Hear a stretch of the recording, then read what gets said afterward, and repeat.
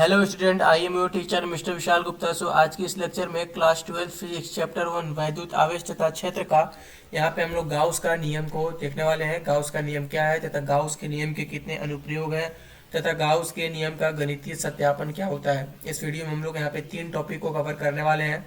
ठीक है, तो वीडियो को पूरा देखना और चैनल पर नया हो तो चैनल को सब्सक्राइब करना। यहाँ पे तुमको class 12, 11th and 9th and 10th का मैथमेटिक्स और साइंस का टोटल यहाँ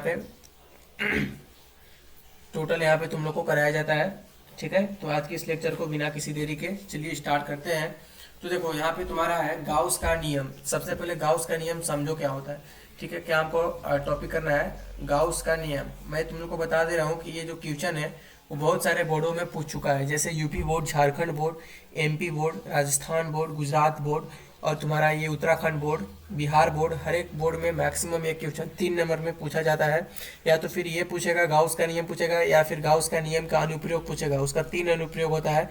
ठीक है, वो हम लोग मतलब उसका हर एक का एक एक वीडियो बना के देना होगा। ठीक ना, 3 अनुप्रयोग का बहुत लंबा में जाता है। वो 5 नंबर का पूछता है। ठीक है, जब मैं एग्जाम दे रहा था ना तो उस टाइम एक पूछा था आवेशित चद्दर के कारण विद्युत क्षेत्र की तीव्रता। जब वो करेंगे आगे तो पता चलेगा तुम लोग को। ठीक है, तो फिलहाल इसको इम्पोर्टेंट है, बहुत इंपॉर्टेंट क्वेश्चन है। ठीक है, तो देखो गाउस का नियम होता क्या है। ठीक है, देखो इस नियम के अनुसार किसी बंद गाउसीय पृष्ठ से गुजरने वाला कुल विद्युत फ्लक्स उसके अंदर उपस्थित आवेश का 1/एप्सिलॉन नॉट गुना होता है।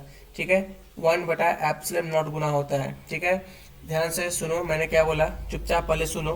देखो इस नियमानुसार किसी बंद गाउसीय पृष्ठ से गुजरने वाला कुल वैद्युत फ्लक्स के अंदर उपस्थित जो आवेश होता है उसका one by epsilon not, one by epsilon not, epsilon not one by epsilon not, ये देखो 1/एप्सिलॉन नॉट। ठीक है, इसके गुना के बराबर होता है। ठीक है, phi is equal to integration बंद समाकलन E D A cos theta होता है या फिर ई ए कॉस थीटा होता है। ठीक है, गाउस का नियम फिर से मैं बोल रहा हूँ। इस नियमानुसार किसी बंद गाउसीय पृष्ठ से गुजरने वाला कुल विद्युत फ्लक्स उसके अंदर उपस्थित आवेश का 1/एप्सिलॉन नॉट गुना होता है। ठीक है, इसमें इसका जो फॉर्मूला है वो है फाई इज इक्वल टू बंद समाकलन ई डॉट मतलब E multiply E D A cos theta, E multiply D A cos theta. ठीक है, phi is equal to, phi मतलब ये तुम्हारा गाउस का नियम को सूचित कर रहा है। Phi is equal to Q by epsilon not के हमको बराबर होता है। ठीक है, तो यहाँ पे चलो हम लोग लिखते हैं क्या है गाउस का नियम क्या है। तो तुम लोग कॉपी पेन निकाल लो।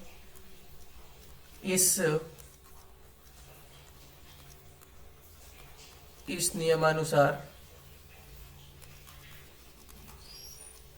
किसी बंद गाउसीय पृष्ठ से गुजरने वाला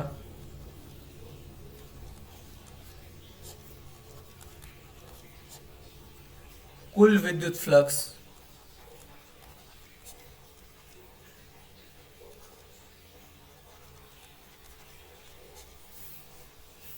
विद्युत नहीं वैद्युत, कुल वैद्युत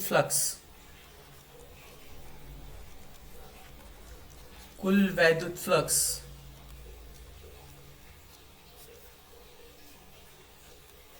उसके अंदर उपस्थित आवेश का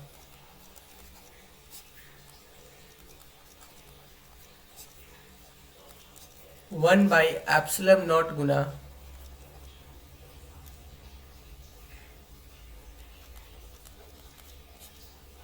होता है। ठीक है, ध्यान दो। इस नियमानुसार कोई पूछेगा बाबू गाउस का नियम क्या है, तो तुमको सिंपल भाषा में बोलना है। इस नियमानुसार किसी बंद गाउसीय पृष्ठ से गुजरने वाला कुल वैद्युत फ्लक्स उसके अंदर उपस्थित आवेश का 1/एप्सिलॉन नॉट गुना होता है। कितना कितना गुना होता है? 1/एप्सिलॉन नॉट गुना होता है। ये न्यूमेरिकल में भी तुम लोग को पूछ सकता है और ये 1 नंबर में भी ये क्वेश्चन एमसीक्यू में भी पूछ सकता है। ठीक है, तो जो इसका होता है फाई इक्वल टू बंद समाकलन। फाई किसको सूचित कर रहा है? गाउस के नियम को सूचित कर रहा है। ठीक है, तो phi is equal to integration E D A cos theta, या फिर या ई ए कॉस थीटा, ठीक है, या फिर ई ए कॉस थीटा, ठीक है। और इसका फाई इज इक्वल टू क्या होता है, फाई इज इक्वल टू होता है, यहाँ पे लिखेंगे, ये तो फाई का, ये गाउस का नियम का फॉर्मूला है, phi is equal to Q by epsilon not होता है, ठीक है। फाई इज इक्वल टू क्या होता है, क्यू बाई एप्सिलम नॉट होता है। फाई क्या है, गाउस का नियम का साइन है फाई, इसको क्या पढ़ते हैं, फाई, फाई, ठीक है, फाई क्या है, फाई, ठीक ना। तो phi equal to Q by epsilon not गुना क्यू बाई एप्सिलम होता है, phi equal to Q by epsilon not, ठीक है, एप्सिलम नॉट, ठीक है। और ये फाई का जो वैल्यू की बात किया जाए इंटीग्रेशन में, समाकलन में, तो E vector E dot vector D A cos theta, या फिर integration of E A cos theta, ठीक है, एक ये और एक ये, ठीक है। तो ये तुम्हारा गाउस का नियम ये है। तो गाउस का नियम तुम्हारा बस इतना ही है, क्या है, इस नियम के अनुसार किसी बंद गाउसीय पृष्ठ से गुजरने वाला कुल वैद्युत फ्लक्स उसके अंदर उपस्थित आवेश का 1 बाई एप्सिलॉन नॉट गुना होता है, ठीक है। फाई इक्वल टू इंटीग्रेशन बंद समाकलन है ये E D A cos theta, ठीक है, या ई ए कॉस थीटा, ठीक है। Phi equal to Q by epsilon naught होता है, ठीक है। इतना करोगे 3 नंबर मिल जाएगा, ठीक है। आगे देखो, आगे अब देखते हैं गाउस के नियम का अनुप्रयोग, ठीक है। तो देखो गाउस का नियम का 3 अनुप्रयोग है, ठीक है। गाउस का नियम का तुम्हारा कितना अनुप्रयोग है, 3 अनुप्रयोग है। आवेशित चालक तार के कारण विद्युत क्षेत्र की तीव्रता, और फिर उसके बाद आवेशित चद्दर के कारण विद्युत क्षेत्र की तीव्रता, उसके बाद है आवेशित कोष या चालक गोला या खोखला गोला के कारण विद्युत क्षेत्र की तीव्रता।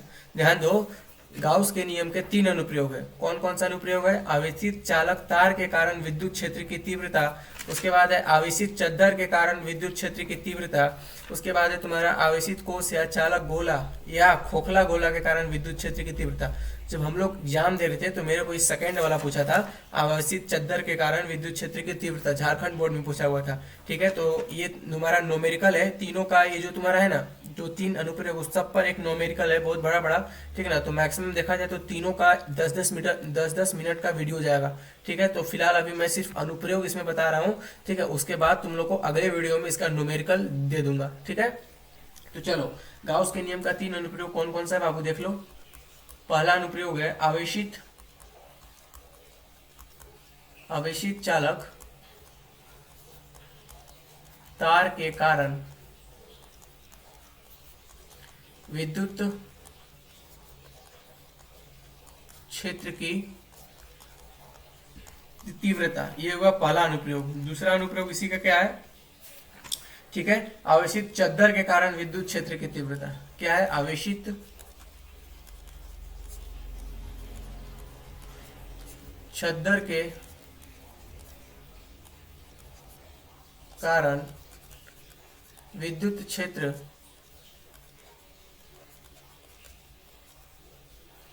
क्षेत्र की तीव्रता, ठीक है। अगला क्या है, तीसरा नंबर सेकंड और इसका थर्ड बहुत इंपॉर्टेंट होता है, ठीक है। आवेशित कोष या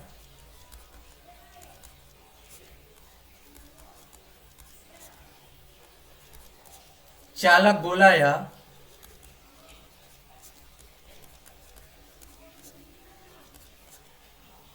खोखला गोला के कारण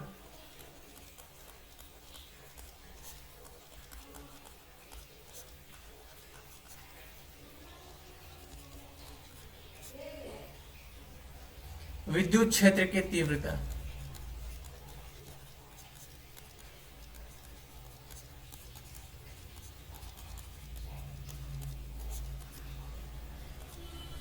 ध्यान दो, गाउस का नियम का 3 अनुप्रयोग कौन कौन सा है मैं बता रहा हूं फिर से। इस पर 10-10 मिनट का एक एक टॉपिक पर वीडियो होगा, ठीक है। इसका मतलब पूरा नोमेरिकल के तौर पर आंसर आता है। जो तुम्हारा इसका आंसर आएगा अवैशित चालक तार के कारण विद्युत क्षेत्र की तीव्रता, इसका आंसर आएगा तुम्हारा ये कितना आएगा इसका, E is equal to lambda by 2 pi R epsilon naught, इसका आंसर आएगा पहला वाला का। और सेकंड वाला का तुम्हारा आंसर आएगा E is equal to sigma by 2 epsilon naught, ठीक है। और थर्ड वाला का इसमें आंसर आएगा तुम्हारा 3, इसमें आंसर आता है, ठीक ना। पहला कंडीशन में तुम्हारा ये आएगा क्या बोलते हैं उसको, एक मिनट मैं भूल रहा हूँ थोड़ा,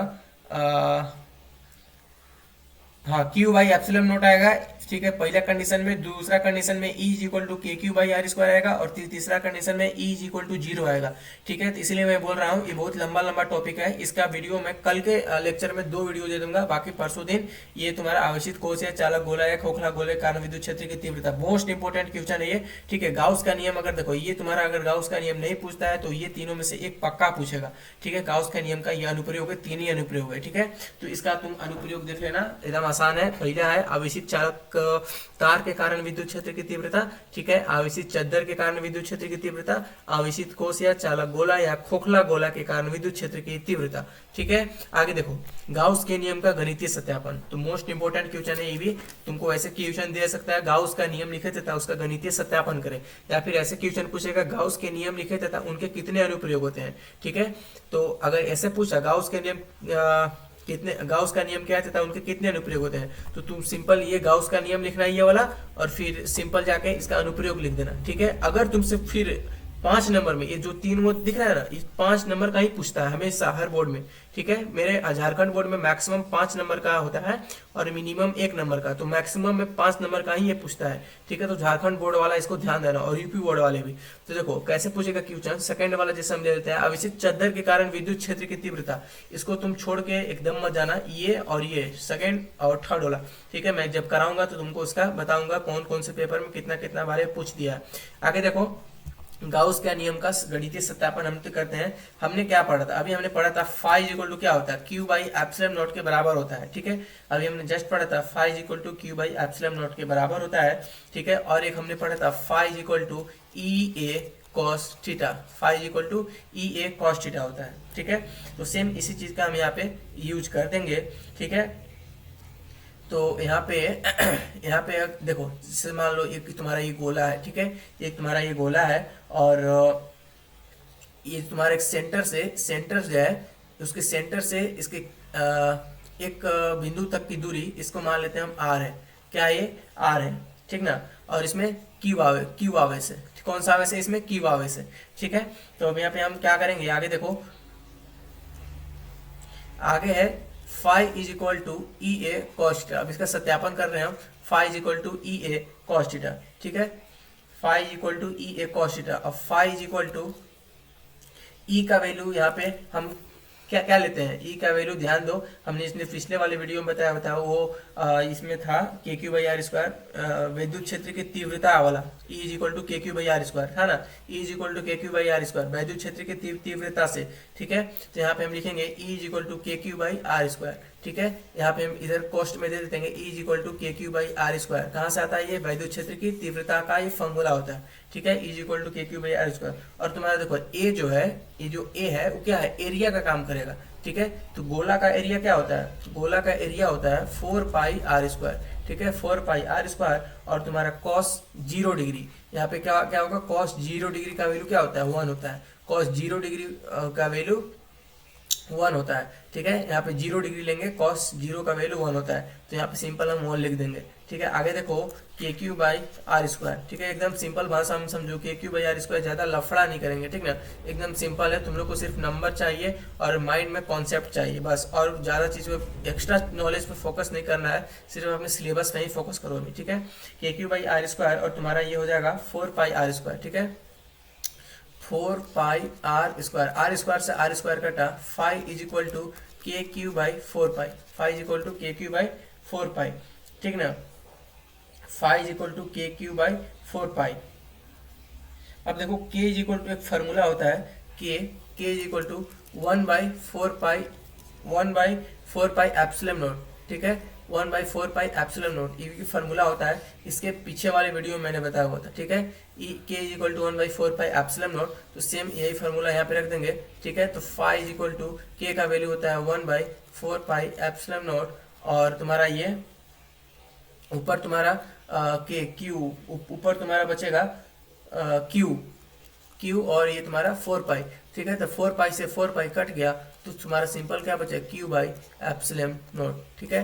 तुम्हारा सिंपल आ गया, यही हमको प्रूफ करना था, देखो हमको यही प्रूफ करना था, phi is equal to Q by epsilon not, और हमने phi is equal to Q by epsilon not proof कर दिया, ठीक है। कैसे किया, सबसे पहले हमने phi is equal to E A cos theta लिया, यहाँ पे मैं एक चीज देख ले रहा हूँ, ई ए कॉस, यहाँ पे समाकलन का चिन्ह नहीं होगा, ये वाला जो है ना, सिर्फ इसमें इसमें समाकलन होगा ई डी ए कॉस थीटा, ठीक है, ठीक ना। तो चूंकि यहाँ पे डी ए, इसका जब समाकलन कर देंगे तो ए सिर्फ आएगा, डी ए का अगर समाकलन करेंगे तो सिर्फ ए आएगा कांस्टेंट की वजह से, ठीक है। तो इसको यहाँ पे सिर्फ ए होता है, ठीक है, ई ए कॉस थीटा होता है, सॉरी यहाँ पे समाकलन नहीं होगा, ठीक है। ये इसमें समाकलन होगा, ये सही है, लेकिन इसमें ए, क्योंकि हम यहाँ पे ई डी ए का समाकलन यहाँ पे कर दे रहे हैं, देखो कर दे रहे हैं ना, तो फिर समाकलन जब किए तो यहाँ पे फिर इंटीग्रेशन का साइन ही नहीं बनता है, तो यहाँ पे सिर्फ ई ए कॉस थीटा होगा, ठीक है ना।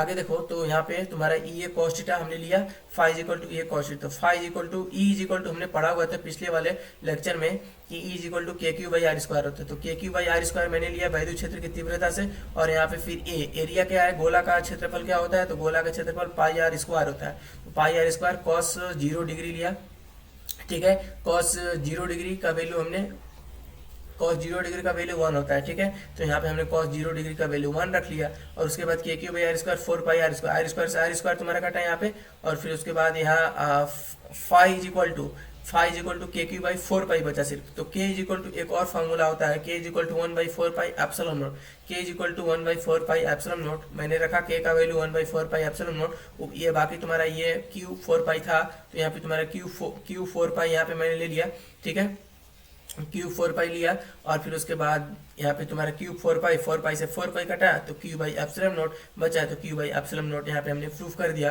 तो तुम्हारा देखो गाउस का नियम का गणितीय सत्यापन यही तुम्हारा प्रूफ होता है, ठीक है। तो इसको करोगे तो ऐसे 3 नंबर तुमको मिल जाएगा। इसका हम स्पेशल वीडियो बना देंगे तुम लोग को लेक्चर में, कल के वीडियो में तुम लोग देख लेना, चाहे प्ले लिस्ट खोलना उसमें जाके देख लेना, सब हो जाएगा, ठीक है। तो आज की इस वीडियो में यही तक, अच्छा लगा होगा तो चैनल को सब्सक्राइब करना, सपोर्ट करना, मिलते हैं बेटा नेक्स्ट वीडियो में, तब तक के लिए बाय बाय।